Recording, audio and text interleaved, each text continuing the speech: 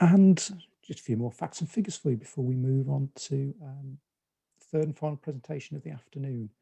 So it's just looking at some of the trends, and kind of particularly around private rented sector and hazards.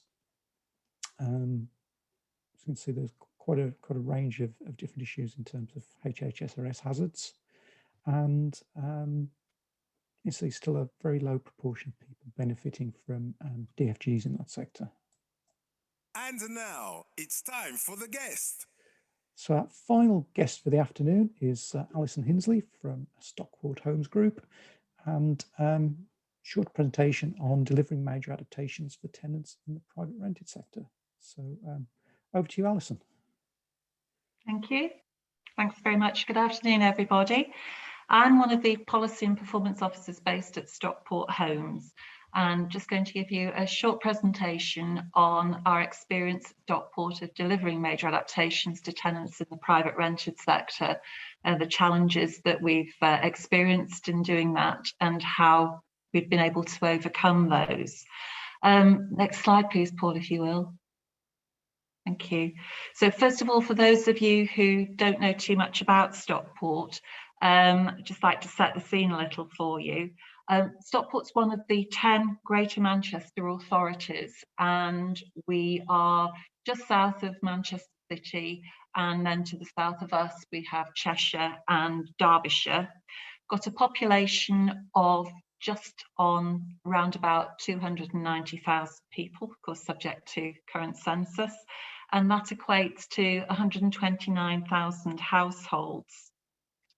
So Stockport Homes is the council's ALMO, its arm's length management organisation, and the Home Improvement Agency team has been at Stockport Homes since 2012.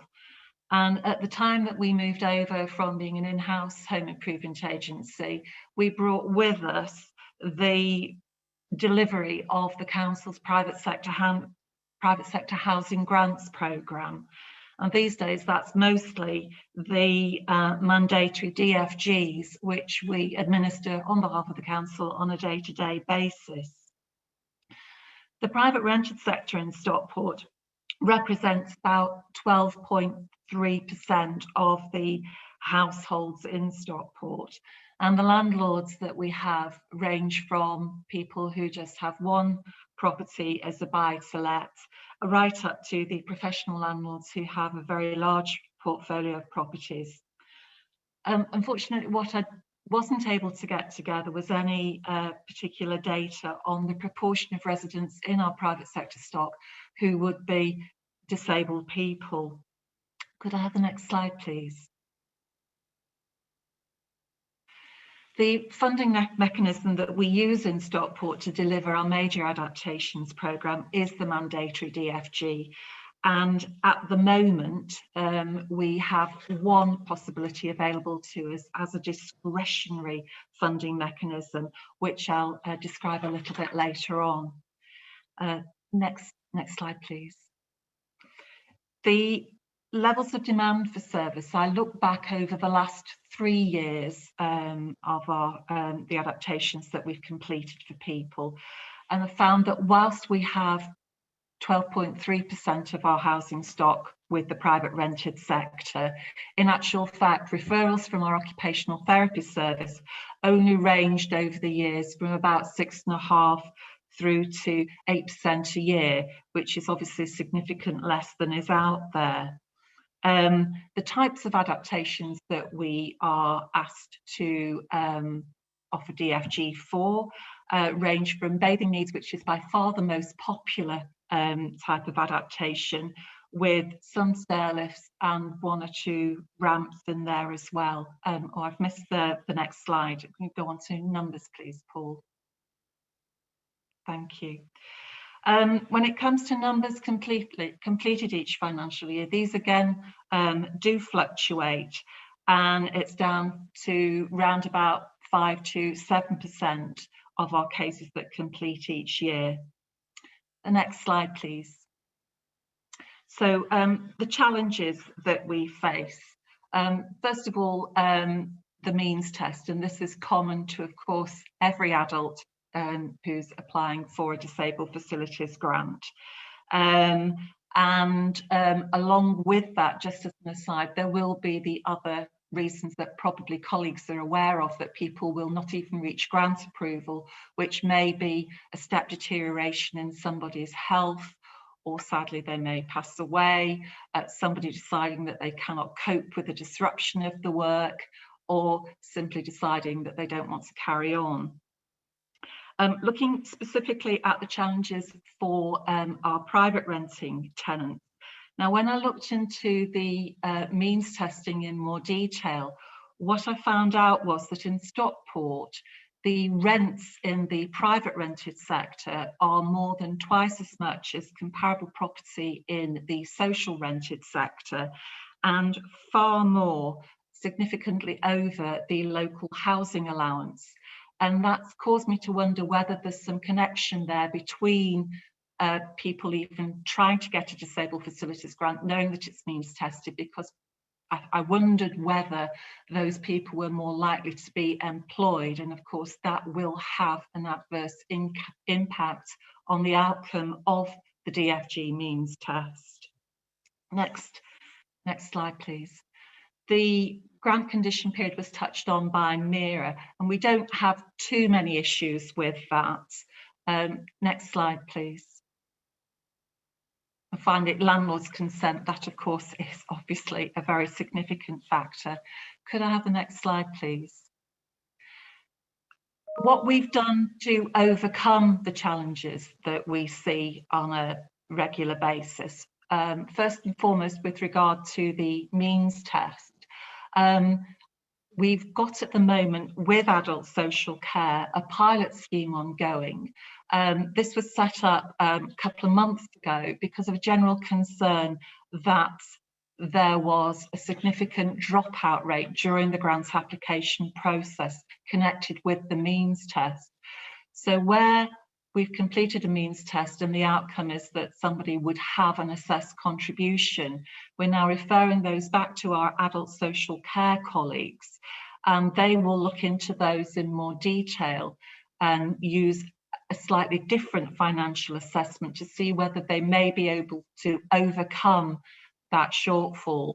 The rationale behind that being that there was some concern that by not having the adaptations, there could be a knock-on effect elsewhere in the social care budget system, or indeed an adverse effect on the well-being of either the service user or their carers.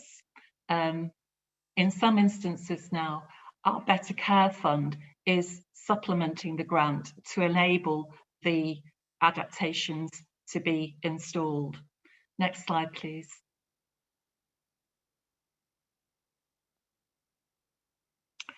As I mentioned, the grant condition period, the certificates that landlords and tenants are asked to give as part of the mandatory grant process have not been too much of an issue, but I would just like to mention one that I came across when I was looking into this. And a lady described her tenancy agreement as a rolling monthly tenancy agreement. And I think we might have struggled with that.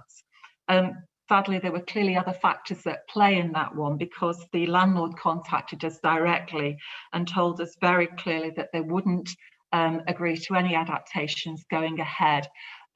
We don't know why, and unfortunately we don't know what happened for that lady in that case. In those instances, though, where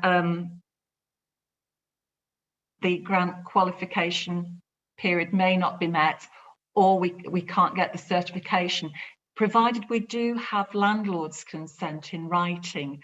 Again, at the moment, we would be discussing that with our adult social care colleagues to see whether funding from another source could be identified.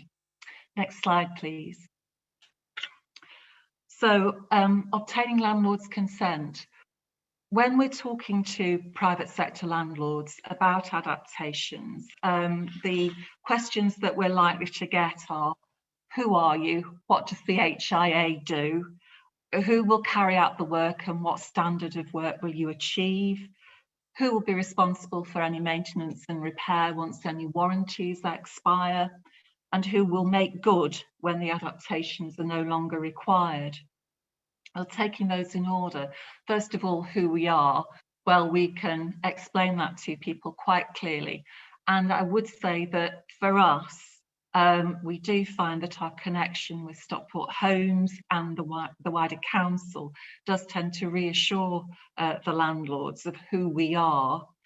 Who will carry out the work? Well, we always offer the Home Improvement Agency service and explain how we source our contractors and how they're vetted. We will provide photographs to show the standard of work that we achieve. Where stairlifts are concerned, we do work with one of the national suppliers, and their name again tends to reassure landlords. In terms of responsibility for maintenance and repair, we have to be clear that once warranties have expired, then future maintenance and repair would revert to the tenant or the landlord, depending upon the terms of the tenancy agreement. For our stairlift provision, the vast majority of the stairlifts would be accepted onto the council's maintenance and servicing contract once the warranty has expired. And for those tenants who would not be eligible for that, we always recommend that an extended warranty is purchased at the time of the installation. Finally, any making good. Well, again, once the adaptations are no longer required, we have to make it clear to a landlord, unfortunately, neither the council nor the Home Improvement Agency would take responsibility for making good. And that has to be a consideration for a landlord in determining whether they're going to give consent for the work to go ahead. For those few cases, and it is a few cases, where landlords will not give consent, we do speak to the grant applicants, the tenants, to offer the opportunity to talk to our colleague, the Housing Options officer, and she will happily explore with those people other housing options to try and find a solution that for the longer term is going to be more suitable for that tenant. Thank you very much.